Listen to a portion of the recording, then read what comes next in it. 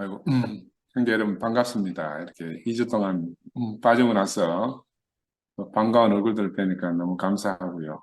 우리 연합구순 12월 9일 모임을 시작하겠습니다. 오늘은 그 38년 된 장애인에 대해서 요한복음 5장 1절에서 18절까지 내용이 쭉 나오는데 다 읽으려고 하니까 너무 길어서 제가 프린트물 준 데는 짧게 올렸습니다. 제가 한번 읽어보겠습니다. 38배 된 병자가 있더라. 예수께서 그 누운 것을 보시고 병이 벌써 오래된 줄 아시고 이르시되 네가 낫고자 하느냐. 병자가 대답하되 주여 물이 움직일 때에 나를 못에 넣어주는 사람이 없어서 내가 가는 동안에 다른 사람이 먼저 내려가나이다. 예수께서 이르시되 일어나 네 자리를 들고 걸어가라 하시니 그 사람이 곧 나와서 자리를 들고 걸어가니라. 이날은 안식일이니 유대인들이 병 나은 사람에게 이르되 안식일인데 네가 자리를 들고 가는 것이 옳지 아니하리라. 이런 말씀이 있습니다. 제가 없을 동안에 우리 상도가 이제 2번 말씀했잖아요. 나는 왜 지금 여기에 있는가? 또 어떻게 살 것인가? 내가 이 말씀을 듣고 내가 나는 왜 지금 여기에 있는가? 저도 생각을 해봤습니다. 우리 각자가 지금 여기 있는 이유는 이 자리에 우리가 꼭 필요하기 때문에 있다. 그런 생각을 했어요. 우리가 이 자리에 꼭 필요하기 때문에 우리가 오늘 이 자리에 있는 거고, 또 어떻게 살 것인가, 앞으로 우리가 어떻게 살 것인가 하는 문제인데, 저는 개인적으로 이제 이때까지 내가 받았던 그 사랑과 은혜를 갚으며 살아야 되겠다 하는 생각이 더 깊이 들었습니다. 어제도 영식형님 사랑에 대해서 말씀하셨는데, 사실 사랑은 정의하기가 참 불가능하잖아요. 그러나 이제 나는 함께 하는 것이 사랑이다. 이렇게 생각합니다. 목사님이 그 90년도 초에 제가 그때 중앙병원 할 때 그때 와서 내시경을 하시고 그 위암도 아니고 위암으로 될 정구 증상이라는 진단받고 나서 곧 죽을 것처럼 이제 시를 썼잖아요. 산다는 건 사랑하는 것이다. 나는 그때 교회 와가 얼마 안 됐거든. 나 충격받았어. 야, 이 영감이 도대체 이거 뭐 하는 짓이고 이거 암도 아니고 암의 정구 증상인데 그 갑자기 막 곧 죽는 것처럼 온 교회가 막 침을 한 대 빠져가지고 막 그런 시를 막 쓰고 해서 나는 그때 좀 충격을 받았었는데 궁극적으로 목사님 하시고자 하는 말씀은 산다는 건 사랑하는 것이다. 사업도 아니고 경영도 아니고 산다는 건 사랑하는 것이다. 이런 말씀을 남기셨는데 우리 의사들 사회에서도 가장 훌륭한 의사는 누가 가장 훌륭한 의사인가? 환자를 끝까지 옆에서 지키는 의사다. 아무리 실력이 있더라도 환자 멀리서 전화 받고 이런 사람은 절대로 환자를 살릴 수가 없거든요. 왜냐하면 전화로 듣는 것이 실제 상황은 아니기 때문에. 그래서 환자 옆에 있는 것이 참 훌륭한 의사이듯이 함께 하는 것이 나는 사랑이라고 여깁니다. 그래서 이제 요한복음은 이제 요한 공동체를 통해서 한 30년에 걸쳐 가지고 이제 여러 필자들에서 쓰여진 복음서다 이렇게 말해지고도 있어요. 물론 이제 요한 사도가 주축이 되었지만 지난번에 이제 상도하고 영비가 내한테 가더라고요. 형님, 이 급진적 사고를 자꾸 펼치는데 내용의 출처를 밝혀달라. 어디서 근거해서 하는 말인지. 내가 그래서 야, 출처가 뭐 내가 평생 살아오면서 내가 듣고 보고 배운 거 다 안 돼. 그걸 어떻게 밝히노? 그래도 출처를 밝혀둘래. 그래서 오늘은 주로 이제 여러분 뭐 익히 뭐 우리 우필이나 상도는 알고 있을 거라. 저 미국 성공회 주교인 그존 쉘비 스퐁 주교님이 있습니다. 이분이 이제 책을 많이 썼어요. 제가 그분 책을 거의 다 내가 한국에서 나온 거 사서 봤는데 그분 생각하고 나도 이제 많이 동조를 하기 때문에 오늘은 이제 스폰 교수의 그 요한복음 책이 있어요. 거기에서 참조해서 오늘 말씀을 준비를 했습니다. 내가 이제 보니까 내가 말하고 싶은 내용이 정말 속 시원하게 잘 써놨더라고요. 우리 사랑의 사도 요한을 어제 우리 사랑의 사도 영식 형님이 잘 말씀해 주셨잖아요. 저는 이제 그 사도 요한 개인이 아닌 사도 요한의 공동체 입장에서 우리가 또 요한복음을 보는 그런 스폰 교수의 스폰 주기 해석을 참조를 해서 그 주석을 참조를 해가지고 오늘 말씀을 드리고 싶습니다. 그 이분 스폰 교수도 틸리한테 영향을 많이 받았어요. 틸리는 늘 경계선 위에 선 사람으로 자기 자신을 묘사하잖아요. 근데 오늘 우리 자신들도 다 지금 현재는 우리가 그렇게 경계선 위에 섰다고 생각이 들어요. 우리는 어디에도 소속되어 있지 않고 그래서 지금 이 경계선 위에서 우리가 어느 쪽으로 우리가 방향을 틀어서 가야 되겠나 이제 그런 지표를 정해야 될 시기에 와 있다 생각이 들고요. 그 경계선에 있는 사람들은 주변에서 보면 회색 분자다 이렇게 말할 수가 있습니다. 지탄을 받을 수 있는 그런 자리이기도 해요. 그 실제로 우리가 지탄을 받고 있잖아요. 여기서도 지탄을 받고 저기서 지탄을 받고 그러고 있습니다. 그러나 지탄을 받는다고 해서 우리가 살고 있는 이 자리를 물러설 수는 없는 거라 생각이 들어요. 저는 한편으로는 이제 전통적 종교를 떠난 사람들에게 또 신을 부정하는 사람들에게 또 한편으로는 정말 우리 교회 젊은 형제 자매들에게 나는 도움이 되는 그런 말씀을 하고 싶어요. 정말로 지금 세대 차이는 지난번에 우리 이번 주에도 그 영성형님 말씀하셨다시피 이제 젊은 사람들하고 대화가 안 된다 그랬잖아요.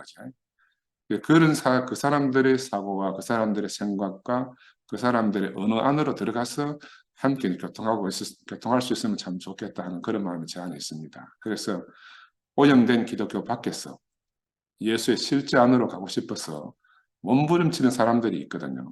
바로 그런 사람들 향해 가지고 지난번 용생님이 끝을 열어놓은 마가 요한 사도처럼 그 끝을 열어놓은 형님 자신을 표현했다시피 제가 오늘 이제 말씀 준비하면서 그 의미가 다시 새겨지더라고요. 우리는 항상 이것이 전부가 아니고 항상 다른 문이 우리한테 있다 하는 걸 기대하면서 또 현재 오늘 이 자리에서 우리가 말씀을 교제하는 거거든요. 목사님이 자신을 열린 문으로 말씀하셨을 때 우리가 얼마나 감사했습니까? 세루살렘성은 12문으로 되어 있고 12제자, 12지파라는 것은 온 사방으로 열려 있다 이 말이잖아요. 그죠? 북문과 남문은 방향은 정반대 방향이거든요. 둘의 방향이 완전히 서로 대립되어 있단 말입니다. 그렇게 틀린 것이 아니거든요. 누구든지 포함하려고 하면 각 방면에서 다양한 문들이 있어야 된다. 저는 이것이 우리한테 정말 필요하다는 생각이 들어요. 그래서 우리가 말씀을 어떻게 들을 것인가. 우리 교회 유일한 장점은 제가 깊이 생각해봐도 우리 교회 정말 유일한 장점은 우리가 단체적인 몸으로 부름을 입었다는 거예요. 나는 지난번 옛날에 수요 모임, 수요 모임에서 제가 그 단체적 공생의 시작이다 하는 말씀을 가지고 제가 말한 적이 있는데 나는 그때 이후로 개인이 아니고 단체라는 사실이 너무 명백히 새겨지더라고요. 그리고 우리 말씀을 개인으로 들을 것인가 단체로 들을 것인가 이게 너무 중요한데 나는 그래서 오늘 요한 공동체 입장에서 우리의 현재를 한번 살펴봤으면 좋겠다 이렇게 말씀을 드리고요. 요한복음 4장에서 예수는 갈릴리에서 왕의 신하의 아들의 병을 고치고 그리고 다시 이제 5장에 들어가면 예루살렘으로 올라가는 이런 장면이 나옵니다. 6장에 가면 다시 갈릴리에 와서 이렇게 여러 가지 기적들, 이적을 행하는 걸 나와요. 그래 어떤 사람들은 요한복음을 깊이 연구한 사람들은 이 4장, 5장, 6장의 순서가 잘못되어 있다. 그래서 이건 누군가 편집을 그렇게 했는 것다, 의도적으로. 실제로 순서적으로 말하면 갈릴리에서 있다가 예루살렘에 올라가는 게 맞는데 왜 갈릴리, 예루살렘, 갈릴리로 이렇게 편집을 해놨는가? 그 편집에 의도가 있지 않겠나? 이렇게 말씀하는 사람들도 있어요.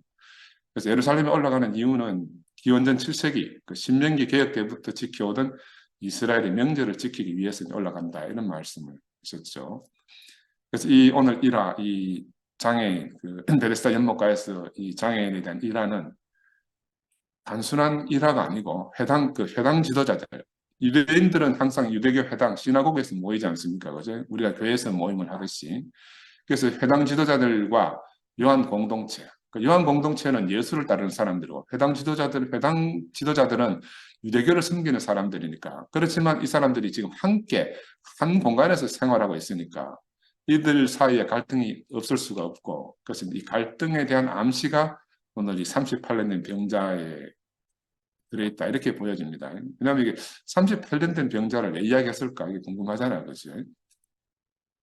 그래서 예수는 명절에 사람들이 자주 치료를 위해서 찾아가는 그 장소에 본인이 스스로 찾아갑니다. 거기 보면 양의 문이라고 쓰여져 있어요. 문 옆에. 그리고 이제 히브리어로 베드자다스라고 쓰여진 그런 연못이 있다고 되어 있는데 양의 문은 다른 말로 말하면 율법을 지키게 하는 종교, 율법을 지키는 종교, 양우리로 들어가는 문이다 그런 말이죠. 우리가 지금 긍정적으로 생각하는 그런 문이 양의 문이 아니고 그 정말 유대 율법 안으로 들어가는 그런 문이라는 거예요. 그런 문 옆에 이 베데스다 연못이 있다 이 말이고요. 연못 주위로 이제 5개 주랑이 있다. 주랑이라는 게 뭐냐 하면은 유럽 쪽에 가면은 성전이나 이런 것 주변에 성전 바깥에 이렇게 우리 한옥으로 한옥 처마 밑에 이렇게 기둥을 쫙 세워놓은 거예요. 그걸 주랑이라 그러거든.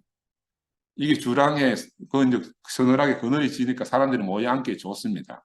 그런 주랑들이 있고 거기에 수많은 병자들이 누워 있다. 나중에는 이제 세월이 걸으면은 거기에 시체들이 다 쌓이게 돼요. 그 유럽에 보면 그 시체들이 어디에 가서 버려지는가 보면 그런 데 다 버려지게 되어 있습니다. 그래서 요한은 이 병자들이 눈먼 사람들도 있고 다리 저는 사람들도 있고 중풍병자들이다 이렇게 묘사를 하고 있는데 이들의 소망이 뭐겠습니까? 다 몸이 온전해지는 거다. 몸이 온전해지는 것이다. 그래서 이 연못에 전해오는 민담이 유대 신화 속에서 전해져 오는데 물이 일렁거릴 때 잔잔하던 물이 일렁거릴 때 가장 먼저 들어가는 사람이 치유를 받을 수 있다. 이런 경험을 한다는 거죠. 파티마의 눈물 같은 이런 치유 기적에 대한 환상도 지금까지 전해 내려오잖아요. 저도 옛날에 유럽 여행 갔을 때 우리 사람도 뭐 어디 동상에 뭐그 피가 흘러내린다 그냥 그 선지포를 가보자고 막 사람이 줄을 얼마나 서 있는데 또 그거 한씩 줄 섰다가 한번 만져보고 야 그래 우리는 대명천지에 살아도 아직도 그런 이적과 기적에 대한 사람들의 소망이 있는 거라. 왜냐하면 이거는 인간의 경험 속에서 오랜 역사를 가지고 내려오고 있기 때문에 어떻게 할 수가 없는 거예요. 그래서 오늘 이 걸을 수 없는 38년 된 장애인, 이 사람이 오늘 주인공인데, 그래서 38년 된 숫자가 어떤 의미겠는가? 여러분 한번 생각해 봅시다. 구약 출애굽 역사 중에서 그 가데스 바네아 사건 알잖아요. 나중에 설명드리겠습니다. 가데스 바네아 사건, 이걸 말하는 것일까? 아니면은 요한 공동체가 해당의 유대인 지도자들과 갈등의 기간을 말하는 것일까? 38년 된 거. 왜냐하면 예수가 33년에 죽었잖아요. 그 예수 죽고 나서 38년이 되면 71년도인데 70년도 8월 달에 예루살렘 성전이 완전히 멸망했습니다. 그러니까 38년이라는 그 기간을 말하는 건지 그 성경 요한복음에 쓰여 있지 않아요. 38년 병자를 예를 들어서 말하는데 왜냐하면 그 예루살렘 성전이 망할 때에 예수를 따르던 무리들은요 독립운동에 관심이 없었어. 왜냐하면 바울 서신도 보면 알다시피 곧 예수가 재림하실 거기 때문에 우리는 독립 같은 건 상관이 없다. 그러니까 열성당원들이 볼 때는 예수 추종자들은 저거 천하의 매국노라니까. 그래서 아주 갈등이 심했는데 궁극적으로 그 갈등이 폭발이 된 것은 예루살렘 성전이 완전히 멸망하고 났어. 그 책임 소재를 물어야 되잖아요. 저 예루살렘 성전이 멸망하면 누구 때문이냐? 예수 추종자들 때문이 아니겠나? 이래서 이제 그동안은 그 회당 안에서 함께 잘 살다가 마지막에 갈등이 증폭돼서 터져버린 이제 그걸 의미하는 건지 저도 잘 모릅니다. 하여튼 그 38년이라는 의미는 우리가 그렇게 되짚어 볼 수 있다. 예수가 묻습니다. 낫고 싶으냐? 그러니까 이 병자가 뭐라고 말하는 거면 주님, 물이 움직일 때 나를 들어서 못에다가 넣어주는 사람이 없습니다. 내가 가는 동안에 남들이 나보다 먼저 들어갑니다. 이렇게 말하는 거라. 이 정말 우유부단한 사람. 우유부단한 사람의 특징이 뭐냐 하면 항상 남을 탓합니다. 당신이 내게 준 제자가 먹으라 했습니다. 우리는 우유부단을 유전인자를 받아서 태어났어요. 누구로부터? 아담으로부터. 지금도 우리 주변에 이렇게 남 탓하는 사람들이 많이들 있지 않습니까? 저도 마찬가지입니다. 이렇게 말하는 저도 사람들 일단 책임을 내 탓이라 내 탓이요 이렇게 안 하잖아요. 우리 옛날에 가톨릭에서 내 탓이요 내 탓이요 차 뒤에 붙여놓고 한동안 가는 적도 있지 않잖아요. 있지 않았습니까? 그죠? 그래서 우리가 오늘 우리의 교제를 통해서 우리 자신들을 서로 한번 돌아봤으면 좋겠다. 그래서 이제 이 나음을 받은 이 사람은 그 유대 종교 형식을 통해서 나음을 받은 게 아니고 예수를 통해서 나음을 받잖아요. 그러니까 탈종교의 자유를 향해서 예수 앞으로 나아가야만 되는 이게 정말 쉽지 않다는 거라. 왜? 그동안 우리가 오랫동안 습성들여져 온 그 우리 안에 깊이 뿌리 박혀 있는 습관이라든지 의식이라든지 인식이라는 이런 것들이 하루아침에 탁 털고 나올 수가 없는 거거든요. 그래서 이를 위해 가지고 우리가 벗어나려고 하면은 참 자아를 잃지 않는 그 자유를 우리가 지키기 위해서는 이 종교의 경계선들 바깥을 사유하려는 그런 용기와 의지가 지금 우리한테 필요하다고 저는 생각이 듭니다. 아멘. 제가 지금 볼 때 11시는 그런 의지가 전혀 없어요. 그 바깥에 있는 교회도 몸은 바깥인데 내용은 우리가 뭐 다 알 수가 없고요. 우리 2PM은 그래도 조금은 그런 여지가 있어 보이지만 제가 볼 때는 뭐 꺼져가는 촛불의 심지만 기고 남아있는 그런 상태가 아니겠나 그런 생각입니다. 우리가 그동안 종교가 아니다 이런 건 많이 외쳐왔잖아요. 그런데 우리 사람은 질타도 많이 받았습니다. 너가 종교 중에 종교다. 어? 종교 아니라 너가 진짜 종교다라고 막 내가 질타를 정말 많이 받았거든. 이번에 내가 한번 깊이 반성을 해봤습니다. 우리가 과연 종교가 아닌가? 우리가 스스로 반문해 봐야 됩니다. 무엇이 우리가 전통적인 카톨릭이나 기독교와 우리가 다른가?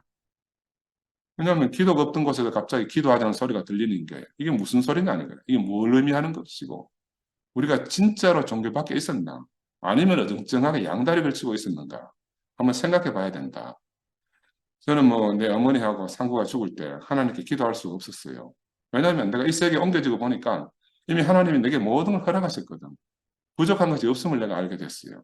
그래서 피조물로서 죽음 앞에 선다는 건 내 개인적인 감정적으로는 정말 슬픈 일이죠. 생각하면 눈물이 나고 하지만 그러나 이건 기도해서 해결할 문제는 아니다. 나는 그렇게 생각했어요. 운명을 거부하는 거잖아요. 하나님께 살려달라고 하는 것은. 하나님 창조의 경륜에 대한 거역이라는 생각 때문에 난 한 번도 살려달라는 기도를 할 수가 없었어요. 주신 자를 받아야 되는 게 인생인 줄 그렇게 말씀을 들어왔거든. 피조물은 어차피 수명에 정해진 것이니까 이건 우리 소관이 아닌가. 살고 죽는 건 내 소관이 아니란 말이야.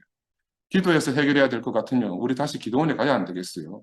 옆에 가까이 있는 주암산 기도원에도 가야 되지. 어?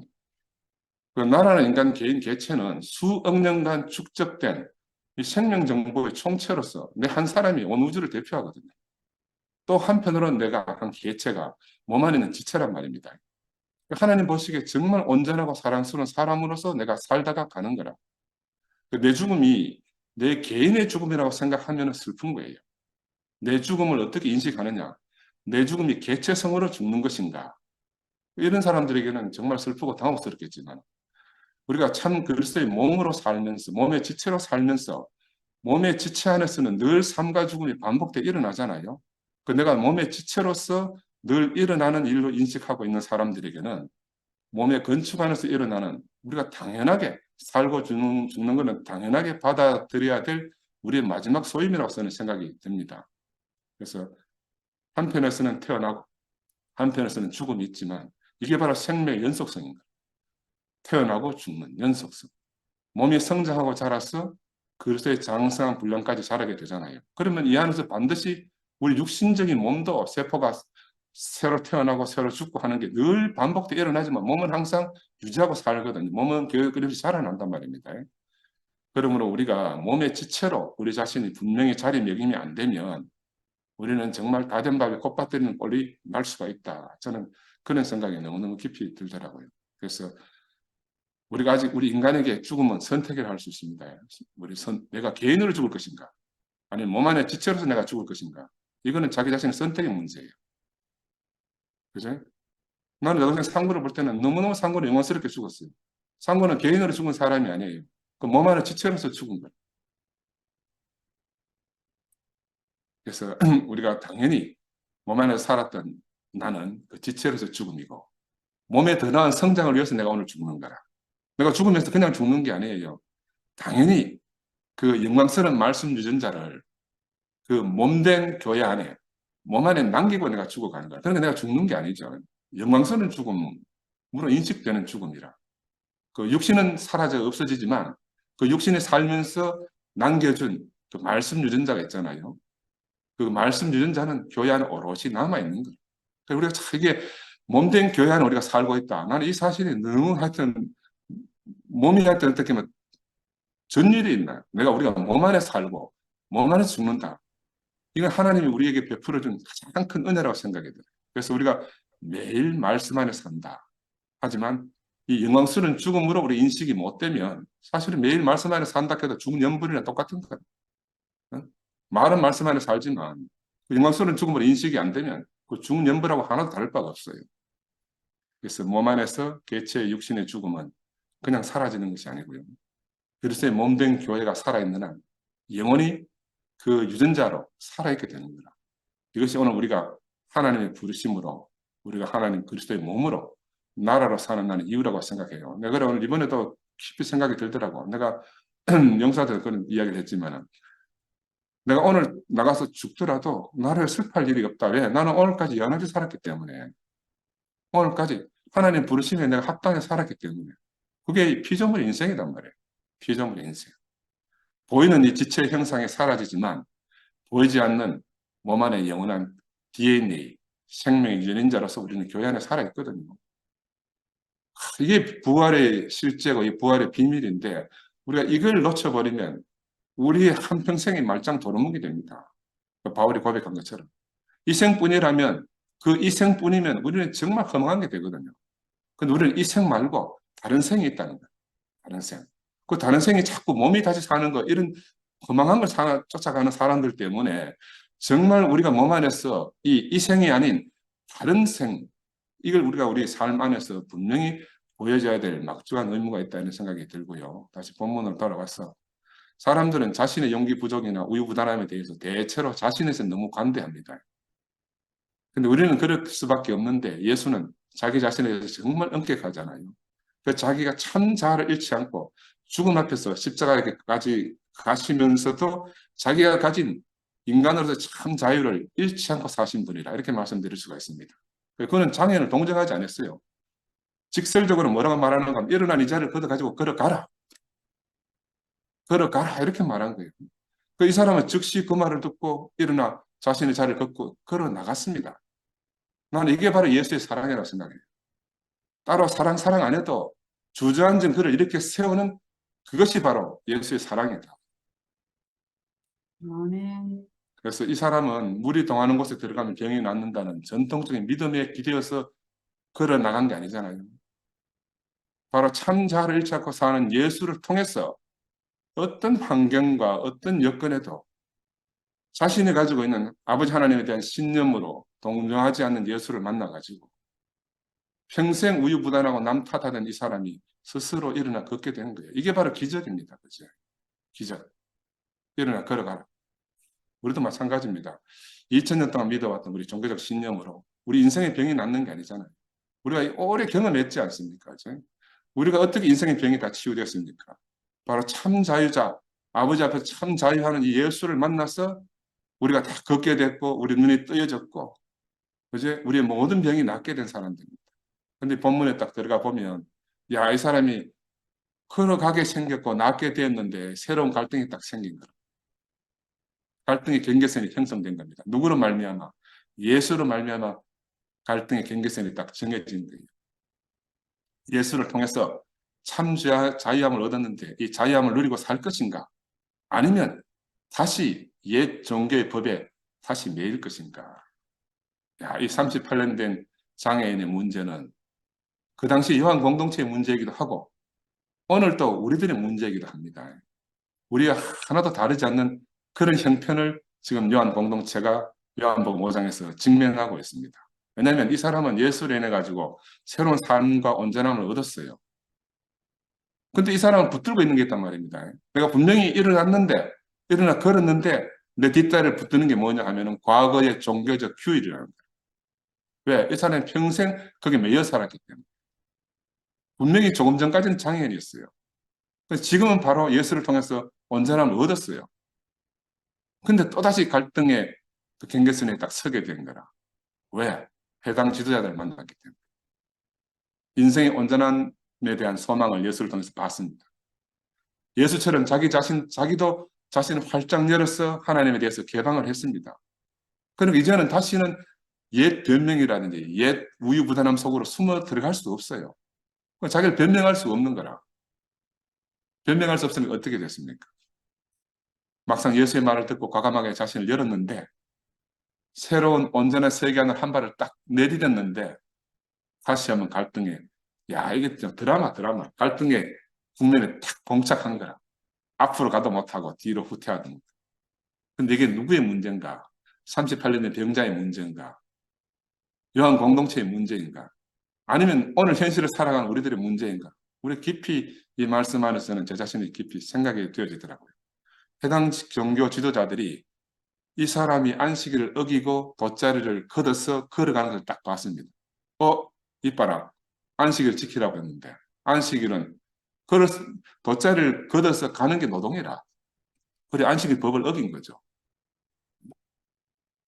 병이 나은 즉시 이 장애인이 병을 낳은 즉시 해당 지자들이 볼 때는 무엇을 자기들이 허용하고 허용 안 할지를 결정권을 가진 사람들이 해당 지도자들 아닙니까? 이 사람들이 딱 등장하는 거라. 이 해당 종교 지도자들. 요한복음에서는 이들을 뒤에 계속 나올 때 뭐라고 나오는가 하면 통칭 유대인이라 이렇게 나옵니다. 유대인. 이 유대인이라는 함축된 의미 속에는 요한복음 내에서 유대인이라고 말할 때는 요한 공동체의 분노와 적개심이 함축되어 있다. 이렇게 이해하시면 돼요. 요한 공동체의 분노와 적개심이 유대인이라는 말 안에 들어있다. 왜냐하면 그들의 갈등이 그 유대인이라는 말, 자기들 유대인이면서 유대인이라고 말할 때는 그 갈등 상황을 갖다가 언어 속에 포함시켜서 말하고 있다. 그러니까 지금 이 상황도 마찬가지입니다. 사람들은 항상 타인의 자유에 대한 간섭할 권한을 갖다가 하늘로 받은 줄 착각하는 사람들이 많이 있어요. 지금 바로 이 해당 종교 지도자들도 마찬가지입니다. 이 자유를 하늘에서 받은 줄 알아. 남에 대해 간섭하는 게. 그래서 뭐 세상 세칭 그런 말도 있잖아요. 본인이 하면 노벤스고 남이 하면 뭐라고. 본인이 하는 다 사랑의 행동이고 남이 하는 간섭이라 이렇게 여기잖아요. 이게 통상 사람들 어쩔 수가 없어. 저도 마찬가지지만. 내가 이제 세계적 경영학자 피터 드러크가 하신 말씀 중에서 유명한 말을 남겼어요.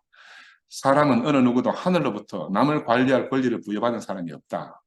그러니 경영을 하는 사람들은 사람을 관리하려 하지 말고 그 사람의 시간 관리를 해야 한다 하는 유명한 말을 남겼어요. 저는 이제 이 말을 너무 뼛속깊이 새기고 있어요. 외국 기업들은요, 점심 먹을 시간도 낭비하지 못하도록 각 개인의 하루 업무 달성 목표를 정해서 주거든요. 그러니까 이 사람은 점심 먹을 시간 없어. 그래, 뭐, 토스트라든지 햄버거는 이거 하나 때우고 그 8시간 내에만 죽도록 일해야 되는 거라. 그 따로 사람 관리 안 해도 돼. 시간만 딱 관리하면 그 시간 안에 자기가 업무를 해야 되니까. 근데 한국은 어때요? 한국은 사람 관리한다고 시간을 다 보내는 거라. 막상 성과는 뒷전이고. 그 사람 관리하러 저녁에 만나 밥 먹고 저녁에 만나 술 먹고 다음날 숙취대가 어영부영하고 이러니 성과 전혀 낼 수가 없는 거지. 그죠? 그 나는 그래서 이제 한때 이제 인생은 이 목사님 말씀을 듣고 정령은 피터 드럽게 말을 듣고 하면 부족할 것이 없겠다 이렇게 생각한 적도 있어요. 그렇습니다. 예수는 우리에게 관리가 필요 없는 생명을 주셨어요. 그죠? 그러니까 이 생명이 있으면 남을 염려할 필요가 없어요. 이 생명이 있으면. 베드로에게 얘기했잖아요. 요한이 어떻게 되는지 니는 나를 따르라. 남 염려하지 마라 이 말이라. 근데 사람들이 남을 염려한다고 시간을 다 보내요. 남 염려한다고. 그 생명이 그 일을 하는 거라. 우리가 어떻게 70의 인구의 마음에 들게 살겠으며 또 그들을 다 고쳐 살겠습니까? 내 마음도 아침 다르고 저녁이 다른데, 그지? 어제 다르고 오늘이 다른데. 저는 오늘 내 앞에 있는 지금 우리 순모임 참석하는 여러분들만이라도 내가 정말 참 생명으로 교통할 수 있으면 이안이 없겠다는 그런 생각이 듭니다. 저는 우리 아이들 어릴 때 늘 거울 앞에서 막 머리 많이 빗고 매라더라고 막. 그러니까 내가 시간 보내고 면서 야야 명수야 명훈아 불특정 다수를 위해서 시간을 낭비하지 마라. 남들은 네가 생각하는 건 그렇게 네한테 관심 없다. 근데 우리는 막 내가 보듯이 남들이 나한테 관심 있는 줄 알고 그렇죠? 눈앞에 없는 불특정 다수가 중요한 게 아니죠. 지금 나와 구체적으로 관계를 갖고 사는 이 사람들이 너무너무 소중한 거예요. 근데 우리는 늘 잊고 살잖아요. 특별히 제가 그렇습니다. 내가 늘 우리 마누라한테 찐빵 먹고 하는 게 이번에 우리 집사람이 뭐 또 저쪽 교회 갔다 온 것도 다 제가 그래서 그럽니다. 어? 누구 말로 집토끼 소중한 줄 모르고 산토끼만 쫓아다니다가 집토끼가 집 나가본 거라. 그지? 야, 참. 우리가 그래서 지금 내가 만나는 이 사람들이 너무너무 소중하다. 눈에 안 보이는 사람들보다 눈에 보이는 이 사람이 너무너무 소중하다. 제가 이게 너무너무 깊이 알아졌어요. 본문으로 다시 돌아와가지고 이 사람들이 찾아와서 뭐라고 말하는가 하면 오늘은 안식일이니까 자리를 들고 가는 것은 옳지 않다. 그 이 장애인이 이제 변명을 뭐 하잖아요. 그러니까 뭐라고 말하면 나를 낫게 해준 분이 나더러 내 자리를 걷어가지고 가라 했어. 이렇게 말하는 거라. 떳떳하게 말한다고 말한 거지. 그래 누가 그러더노 이제 답안 질문이 나오잖아요. 이게 항상 우리에게 익숙한 대답입니다. 나는 잘못이 없다. 나는 시키는 대로 했다. 이런 변명은요, 인간 역사에서 수도 없이 반복되는, 과거에도 그랬고, 오늘도 그러고, 내일도 그러는 그런 일들입니다. 그러면서 누가 그러던데 하면서 자기 심중을 타인에게 전가시키잖아요. 그 대표적 사람이 아담이고, 당신이 내게 준 제자가 먹으라 했다. 대표성을 가지고 있는 거예요. 우리 다 그런 사람인가요? 그래서 우리는 늘 갈등의 경계선 위에 우리가 산다 보면 돼요. 늘 그러면서 어떤 걸 선택해야 될지는 우리한테 달려 있는 거야. 내가 예수를 선택할 것인지 종교 지도자를 선택할 것인지 늘 갈등 구조 안에 있다. 현실 앞에서 나는 나의 삶과 나의 책임성 둘 다를 붙들고 갈팡질팡 우왕좌왕하잖아요. 지금도 많은 형제 자매들이 막 갈팡질팡 우왕좌왕하면서 울고 불고 난리치기잖아요. 그죠? 왜? 예수를 만났어. 참 자유를 얻었는데도 그 자유가 뭔지를 모르는 거라. 근데 바로 오늘 38년 된 병자가 우리를 대표해서 자신의 현실을 우리 앞에서 나타내 보여주고 있습니다. 이 사람을 보고 우리 자신을 봐야 됩니다. 이 사람이 바로 예수한테 책임을 딱 전가시키니까 책임이 소재가 즉시 예수한테로 가버렸잖아요. 누가 그랬다고? 당신 고쳐준 사람이 누구요? 이 범인 색출에 딱 들어가게 된 거예요. 자신의 행동에 책임을 회피한 사람으로 인해서 예수에게로 화살했다. 돌아가게 된 거잖아요. 제가 병원 경영하면서 아까 말씀드린 피터 드러커 이분이 가르쳐 준 대로 이분이 뭐라고 말하는가 하면 항상 무엇이 잘못되었나 시스템을 고치려고 해라. 누가 잘못했나 범위 색출하면 안 된다. 이 사람이 명언을 했거든요. 근데 이게 예수가 늘 했던 말이라. 우리 목사님이 늘 했던 말이에요. 누가 잘못이 아니라 시스템이 잘못됐다. 시스템이. 왜? 우리가 아담의 노선 안에 있기 때문에 이 안에서는 아무리 잘해도 그 하나님을 거역한 본성이 다 드러날 수밖에 없고 왜 노선만 옮기면 예수의 노선 안에 있으면 내가 여기서 뒤집어져도 다 예수를 위하는 거다. 그 시스템의 문제다는 거지. 근데 피터 드럭 이 사람도 예수를 아는지 모르는지 하여튼 그렇게 개인을 범인 색출하지 말고 시스템을 고쳐라. 이런 유명한 말을 했어요. 그래서 왜냐하면 왜 그런 말 했는가 하면은 개인을 잡아 쫓아봐야 절대로 잘못의 원인을 알 수가 없어요. 그 적은 일을 그럼 개인은 다 숨어버리거든요. 작은 일을 숨기다 큰 사고를 당하는데 이게 유명한 하이니 법칙이라는 유명한 법칙이 있습니다. 큰 사고 한 건 터지는데 보면 그 안에 299개의 작은 잘못들이 쫙 있어요. 270개는 정말 작은 잘못이고 29개는요. 어차 하는 아차 사고가 있다. 그러다가 한 번쯤 큰 사고, 사람 죽는 사고 터지는 게 하임리 법칙이라. 그래 그런 거 안 당하려고 하면 항상 시스템을 개선해야 된다. 이런 말들이 있는데 예수 안에 다 있어 그게. 예수 안에. 예수 안에 가면요. 모든 게 사업도 다 해결되고 생명도 해결되고 다 돼. 우리가 바로 예수의 생명의 세계에서 누구의 잘못도 탓하지 않는 그런 사람을 만났잖아요. 아멘. 그죠? 누구의 잘못이 아닌 거라. 날 때부터 속이는 사람이 자신의 부모의 죄도 아니고 단지 하나님의 영광을 위해서라는 분을 만난 거라. 이게 바로 우리 구원입니다. 근데 오늘 38년 된 병자는 자신이 만난 이 새롭고 황홀한 자유를 주신 이 예수, 이 예수에게서 받은 이 자유의 근원이 어디서 왔으며 무엇인지를 알지 못했는 거야. 근데 돌아보니까 예수는 이미 성전을 빠져나가고 없어. 얼마나 황당하겠어요. 자기는 지금 해당 지도자 앞에 딱 잡혀 있는데 나를 살려준 사람 없고 눈이 안 보이잖아. 내가 어디로 가야 되는 말이야. 결단해야 될 때라. 근데 나중에 예수가 다시 성전에서 다시 만났어. 뭐라고 하시는 거 하니까 보아라. 네가 나았구나. 이렇게 하신 거라. 이거 정말로 예수가 완곡하게 하시는 말씀이에요. 보아라. 네가 나았구나. 근데 다른 말로 말하면 이런 말이에요. 이제 두려움을 떨치고 믿음을 가져라. 유대 종교를 넘어서서 네 자신의 삶을 선택할 자유를 가져라. 이렇게 말하는 거라. 네가 나았구나 하는 이 말은 어디서 나왔는가? 네가 종교 안에서 병들었던 그 병에서 나은 거란 말이야. 그러니까 네가 참 자유함을 얻었으니까 네 스스로 자유로운 삶을 선택할 수 있는 그 자유를 가져라. 이렇게 말씀하시는 거죠. 너의 두려움을 인해 가지고 다시 과거로 돌아갔어. 다시 과거 안에 주저앉지 마라 이 말이잖아요. 그런데 자신의 온전한 삶을 스스로 다룰 수 없는 사람들이 있습니다. 자유가 주어져도 자유를 향유할 수 없는 사람들이 있어요. 달콤한 질병이라는 그 질병에 의존하는 안락함. 거기에서 안락하거든. 옛 습성을 버릴 수가 없어. 어딘가에 매여 있어야 안심이 되는 거라. 하여튼 종으로 오랫동안 살면요. 주인이 종을 놓아줘도요. 다시 돌아와가 아이고 주인님 나는 그냥 종으로 사는 게 더 좋아요. 이런다니까. 응? 습성을 벗어날 수가 없는 거라. 그래서 인생에 주어진 두 번째 기회를 갖다가 찾아나갈 용기가 부족한 거라. 우리 주변에도 다시 한번 후퇴하는 사람들이 종종 있습니다. 과거에만도 아니고요. 지금도 마찬가지입니다. 성경 안에 있는 일들이요. 과거의 말을 하기 위해서 있는 게 아니잖아요. 이 일은 더 이상 과거가 아니에요. 지금 우리들 안에서 일어나는 우리들의 일입니다. 38년 된 이 병자 이야기는요. 출애굽 후 2년이 지난 가데스 바네아 사건을 끌어와 가지고 요한 공동체에게 하는 말이에요. 이 성경이 있잖아요. 이 신약 성경이 우리한테 하는 말 아닙니다. 이 신약 마태, 마가, 누가, 요한 복음은요. 그 당시에 마태 공동체, 마가 공동체, 요한 공동체, 누가 공동체, 공동체 자신들의 삶 안에서 자신들에게 하는 말이라. 우리는 지금 우리 보고 하는 말인 줄 알지만 우리 보고 하는 말 아니에요. 공동체 안에 있는 갈등 구조를 보고 지금 하는 말이라. 우리가 다시 가데스 바네아 사건을 되풀이할 것인가? 아니면 지금 떨치고 나갈 것인가? 이런 말이라. 그냥 가데스 바네아 사건이 뭐냐 하면 여호수아 갈렙이 가나안 정탐 후에 능히 이길 수 있다는 건 여호수아 갈렙 두 사람밖에 없었어요. 다른 사람은 그놈들은 장사고 뭐 포도송이가 뭐 두 사람이 들어도 어떻고 막 우리는 절대로 못 이긴다 이러잖아요. 그래 나와서 하는 말이 차라리 우리가 이집트 땅에서 죽었더라면 더 좋았을 것이다. 아니면 우리가 이 광야에서라도 죽었더라면 더 좋았을 것이다. 하나님은 어쩌자고 우리를 이를 끌고 와서 칼에 맞아 죽게 하는가.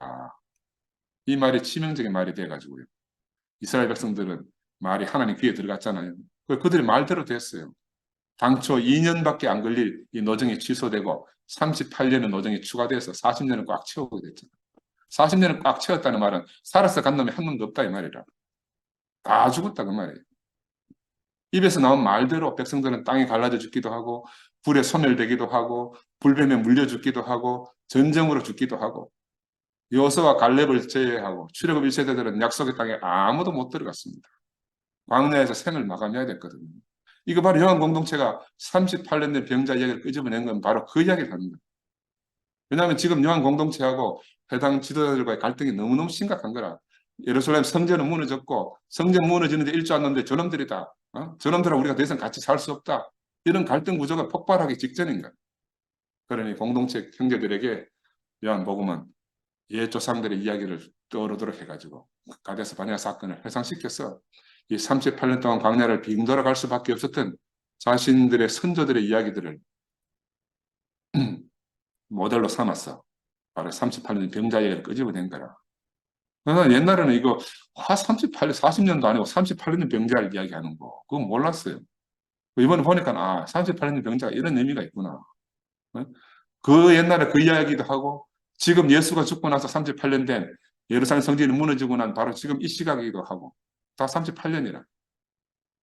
이제 누구도 의지하지 않고 스스로 일어나 걸어가도 지금 우리가 얻은 이 자유를 잃지 않도록 더 이상 옛 종교의 안락함에 매이지 말고 더 이상 끓는 물속의 개구리가 되지 말고 용기를 갖고 참 생명의 자유자로 살자고 그렇게 간곡하게 자신의 공동체에게 하는 그런 격려의 이야기다. 나는 이렇게 알아져요.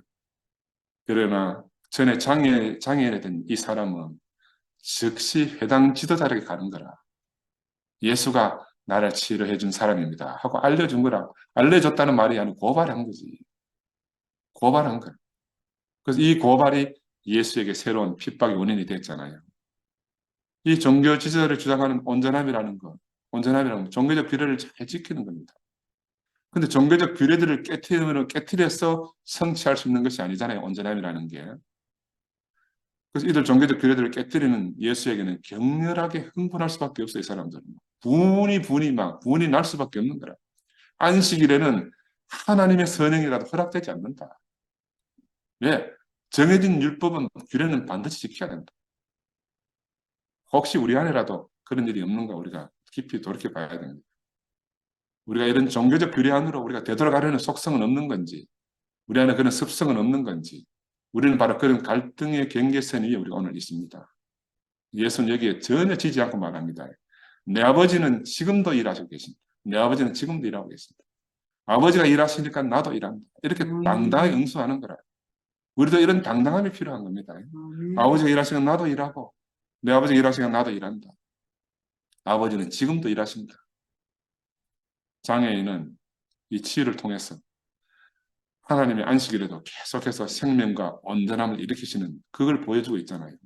그러니까 사람을 살리는 게 장땡이다 이 말이에요. 율법과 규례를 지키는 게 장땡이 아니고 사람을 살리는 게 먼저다. 하나님은 자신을 통해서 일하신다는 것을 예수를 통해서 명백히 오늘 보여주고 있는 거예요. 그리고 제목이 늘어난 거라. 두 가지로. 왜? 안식일을 범하고 자신을 하나님과 동등된다. 그러니까 제목이 하나 더 늘어났어요. 신성모독죄까지 포함시켜가지고. 요한복음은 시작부터 예수가 하나님의 일부이고 하나님 하나라는 사실을 여러 가지 방식과 상징들로 말하고 있잖아요. 근데 하나님과 예수가 친밀하다는 걸 견딜 수가 없는 거라, 회당 지도자들은. 야, 하나님은 참 멀리 두고 우리가 1년에 한 번 지성소에 들어가 만날 수밖에 없는데 이 인간이 어디서 나타나가지고 막 아버지가 일하는 나도 일한다. 아버지가 나는 하나다 이렇게 하고 있으니 막 미칠 지경 아니겠어요. 어? 아들을 향한 아버지와 친밀한 이 사랑의 표현을 견딜 수가 없는 거라. 아버지의 거룩한 목적이 아들을 통해서 이루어지는 걸 요한복음서는 처음부터 시종일관 말하고 있는데 이걸 견딜 수 없는 거라. 그래 대화가 싹 어떻게 바뀌어요? 죽음의 대화로 싹 바뀌는 거예요. 그래서 근데 예수는 아버지께서 죽은 자들에게 생명을 주어서 다시 일으킬 것이다. 이렇게 죽음에 대해서 죽음으로 싹 넘어가는 겁니다.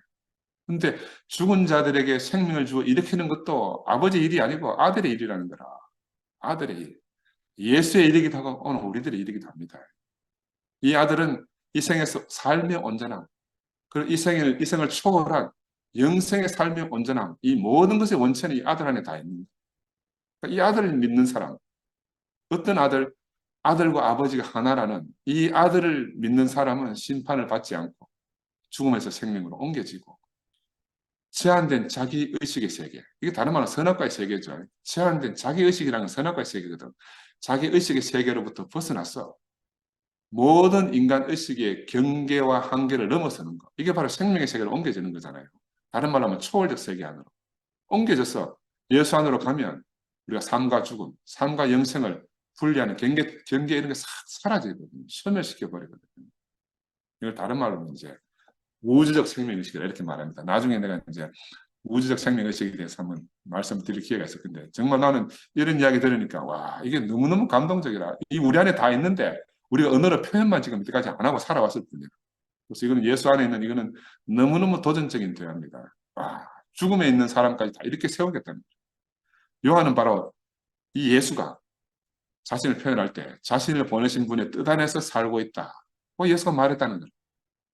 근데 예수 이전에도 세례요한 같은 분 몇몇 사람들은 먼저 이 사실을 봤어요. 예수 안에서. 그런데 이 사실을 오늘 바로 그런 사실을 요한뿐만이 아니고 요한 공동체가 증언하고 있다. 나는 오늘 형제 여러분들 말씀드리는 게 공동체라는 사실을 말씀드립니다. 우리는 더 이상 개인이 아니거든요. 우리는 단체적인 새 한 사람입니다. 그래서 내가 어떻고 내가 어떻고 이거 전혀 고민할 필요가 없어요. 우리도 마찬가지 아닙니까? 먼저 본 사람도 있고 나중 본 사람도 있죠. 그러나 주인은 품삯을 똑같이 준다고 그랬잖아요. 그냥 아침에 온 사람이나 오후 늦게 온 사람 품삯은 똑같이 주는 거라. 우리가 한 몸 안에 있습니다. 너희가 성서를 연구하고 있지만 그 안에 생명이 있다고. 그러나 이 성서는 내게 대해 증거하고 있다. 너희는 생명을 얻기 위해서 내게 오늘 거부하고 있다. 요한복음이 계속 이 말을 하고 있잖아요. 너희가 희망을 걸고 있는 그게 바로 모세의 토라, 모세의 율법서지만 모세는 율법을 주러 왔지만 나는 생명을 주러 왔다. 그러니까 생명주로는 이 사람을 거부하고 성경으로 돌아가서 도대체 뭘 하겠다. 성경으로 돌아간다. 율법으로 돌아간다. 토라로 돌아간다. 이 말이잖아요. 지금 뭐 우리가 바로 그런 경계선 위에 있습니다. 우리가 생명을 택할 것인가? 다시 예법을 택할 것인가? 여기서 우왕좌왕한 형제들이 정말 많이 있잖아요. 이 38년 된 병자가 바로 우리를 대표하고 있다 이 말입니다. 이 치유받은 장애인은 불행하게도 바울이 말하고 있는 하나님의 자녀가 누릴 영광된 자유, 영광된 자유라고 말하는 그 참 새로운 삶과 새로운 자유를 누릴 수가 없고 참여할 수가 없는 거라. 이 사람 뭘 택했느냐 하면은 해당 지도자들의 호의를 얻는 것을 택했다니까요. 호의가 눈에 보이기 좋잖아요. 예수는 그를 해놓고 사라져버리고 없는데 누구를 택하겠냐? 옛 종교 그레들의 안전함을 더 신뢰하는 쪽을 택한 거다. 난 이게 지금 현실 안에 우리 안에 막 너무너무 빈번하게 보이니까 너무너무 안타까워요. 야, 우리가 바로 새로운 우주적 생명의식의 세계에 바로 그 가장자리에 서가지고 이제 정말 완전한 자유를 누리는 세계 속으로 넘어갈 것인가? 아니면 다시 옛 종교 안에 그 확신 속으로 종교 안에 확신이 있잖아요. 믿음의 확신도 있고 다시 그 종교에 있는 확신 속으로 들어갈 것인가? 두려움에 떨면서 그 경계선에 서 있는 한 사람이 있습니다. 자기에게 주어진 이 생명의 참 자유를 스스로 다스릴 수 없기 때문에 예율법 속으로 돌아가는, 이것은 이 사람만의 문제가 아니고 오늘 우리 안에서 일어나고 있는 우리 현실입니다. 오늘 우리 안에 일어나는 현실이에요. 그래서 사람에게 실망했다고요. 사람을 버리고 가면 어디 가서 생명을 찾겠습니까? 생명은 허공 속의 귀신처럼 떠다니지 않거든요. 결국 생명을 만난다면 사람 안에서 만나는 거잖아요. 또 자기 안에서 만나는 거 아닙니까? 그렇죠? 자신은 참 예수의 생명을 말하고 있다 하고, 그런데 사람은 믿지 않는다. 야, 이것처럼 나는 중한병이 없다고 생각이 들어요. 근데 그 말을 듣고 또 좋아서 쫓아다니는 사람들은 보면 사람을 믿지 못하는 사람을 좋아서 쫓아다닌다. 이것도 중한병이에요. 중한병이라니까. 제가 옛날에 한 말씀 드렸습니다. 크레타 사람은 다 거짓말쟁이다. 그런데 나는 크레타 사람이다. 이러는 사람을 쫓아가는 거라. 크레타 사람은 다 거짓말쟁이다. 그런데 나는 크레타 사람이다. 도대체 무슨 말을 드려야 되겠어요? 도대체 무슨 말을 드려야 되겠어요? 유명한 말입니다. 나중에 끝나고 나면 곰곰이 생각해 보십시오. 무슨 말인지. 이 말을 어느 말을 믿어야 하느냐? 이게 고민인 거라. 우리는 결국 사람 안에서 생명을 만납니다. 구더기 무서워 장 못 담그는 우를 우리가 범하면 안 돼요. 구더기 무서워 장 못 담는 우를 범하면 안 된다고. 추방당한 이한 공동체는 많은 구성원들이 끝내는 해당 유대 지도자들과 요한 공동체의 갈등을 견디지 못하고 과거를 단절하고 우리가 살아남을 수 있겠나? 상상을 할 수가 없는 거라. 그래 그들은 영과 진리로 예배하기보다는 예루살렘에서 예배하는 게 마음이 편한 거라. 생명에 따르기보다는 마음이 편한 대로 가는 게 훨씬 좋거든. 그게 돌아가 버린 거예요.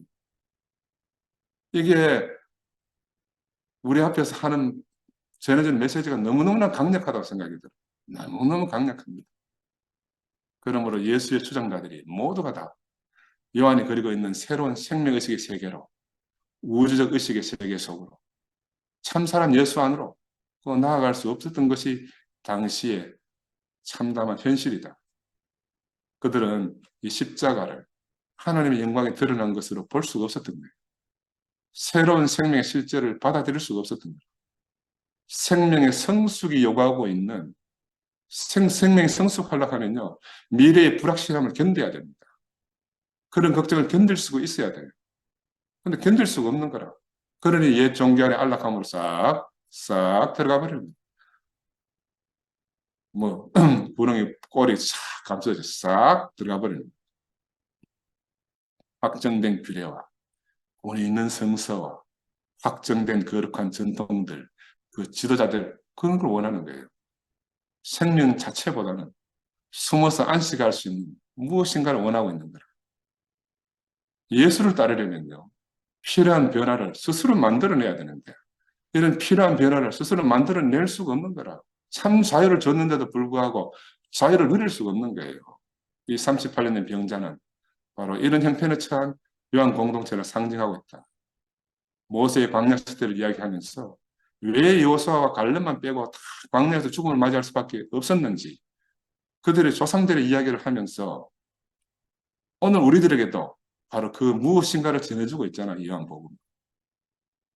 그는 새로운 삶에 대한 경험이 있었음에도 불구하고 새로운 생명의 불확실함 때문에 더 온전한 가운데 온전한 삶을 살 수 있음에도 불구하고 다시 깨어지고 불구가 된 과거의 그 상징들 속으로 되돌아가는 거라. 회분해버린 거예요. 얼마나 안타깝습니까? 얼마나 안타까워요. 요한은 예수가 극적으로 다른 것을 제시하는 것을 봤어요. 야, 생명을 선택하는 것은 정말 값비싼 결심입니다. 값비싼 결심. 이것은 예수의 추종자들이 끝내는 선택해야만 만 그런 일이잖아요. 오늘 우리도 마찬가지입니다. 우리 안에 있는 값비싼 결심이고 값비싼 선택이라는 걸 볼 수 있습니다. 예수의 생명을 선택하고 예수의 생명을 붙들고 그 생명 안으로 들어가서 그의 생명을 내 안에서 살아내는 것. 이것이 바로 우리에게 주어진 역사적 사명이라고 생각이 듭니다. 이건 새로운 시선으로 새로운 관점을 가지는 거예요. 육이 아닌 영으로 태어난 존재로 사는 거잖아요. 우리가 종교적 우월감이나 종교적 안정감이 아니에요. 예배 장소나 예배 형식 같은 것으로부터 벗어나서 참 아들로 예배하고 사는 거죠.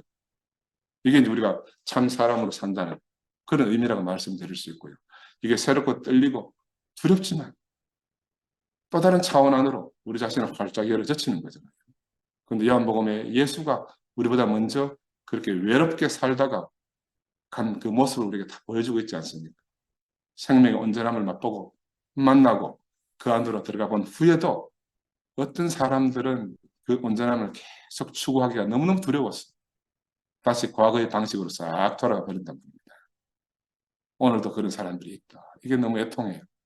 요한복음서에서 그렇게 새로운 생명이 태어나는 것을 그리고 있는데 확장된 생명의식이 어떠한 것인지를 신학과 종교에 대해서 그렇게 기록하고 있는 것인데 불구하고 이 새로운 사람의 정체성, 우주의 생명의식이 무엇인지에 대한 이 비전을 요한이 그려주고 있는데도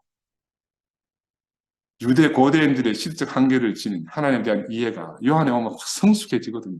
그래서 두려움, 종교적 안전, 인간의 욕구 이런 것을 다 해방되고 자유롭게 되고 새로운 생명의 삶에 신비한 경험으로 이동하는 것에 대해서 우리 함께 가자, 함께 가자. 그 바로 그 강렬한 요한 공동체의 외침이 요한복음서에 기록되어 있는 겁니다. 이제 회당으로부터 추방당하고 더 이상 과거로 돌아갈 수도 없어요. 자신들의 경험을 새롭게 재정의해야 될 필요가 생긴 거예요. 우리가 어디로 나아가야 될지 새롭게 노선을 정해야 될 그런 중차에 대한 임무가 이들 앞에 있는 거예요. 그러나 우리는 생명이 모든 것을 넘어설 것이라는 것을 확신합니다. 두려움을 이기고 예수의 죽음을 거친 이 부활 생명을 통해서 우리가 확신을 가지고 우리 앞에 있는 그 어떤 어려움도 우리를 막을 수 없다. 이게 우리의 오늘 믿음입니다. 할렐루야. 아멘. 감사합니다. 아멘.